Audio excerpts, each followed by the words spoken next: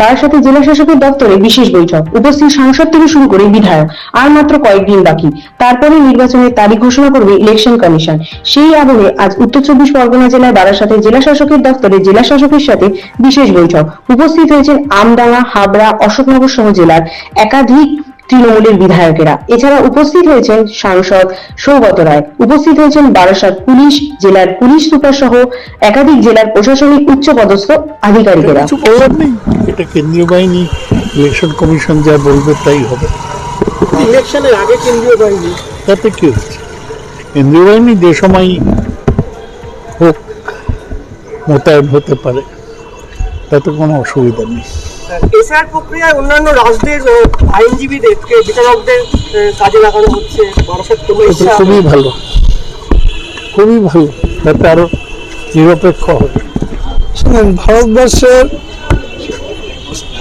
মহামান্য supreme court বলে দিয়েছে যে জজদের রেখে, বিচারকদের রেখে নথি বিবেচনা করতে হবে। আমাদের যে খবর আছে 294টা কম্পিটেন্ট জজ অ্যাডমিনিস্ট্রেশন খুঁজে পাচ্ছে না বলে শুনেছি। এখন সেক্ষেত্রে কি সিদ্ধান্ত নেবে রাজ্য সরকার জানি না, এ নিয়ে আমি কিছু মন্তব্য করবো না। কিন্তু জজরা জজই বলে আমি মনে করি, জজরা বিচারকরা নিশ্চয়ই সঠিক। আর নির্বাচন কমিশনের কথা আর বলবেন না। নির্বাচন কমিশন ভারতবর্ষ অগণতান্ত্রিক পদ্ধতিতে ভোটার লিস্টে বাদ দেওয়ার চেষ্টা করছে। এর তীব্র প্রতিবাদ আমরা করছি।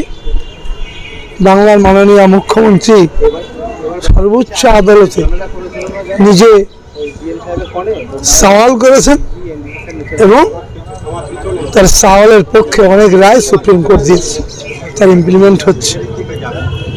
অন্যদিকে এখনো তো নির্বাচন ঘোষণা হয়নি, তারই আগে কেন্দ্রীয় বাহিনী মোতায়েন করা হচ্ছে। কেন্দ্রীয় বাহিনী মোতায়েন তার অধিকার আছে, করতে পারে, কিন্তু আমরা জানি যতই কেন্দ্রীয় বাহিনী আনো, এ বাংলা মমতা বন্দ্যোপাধ্যায়।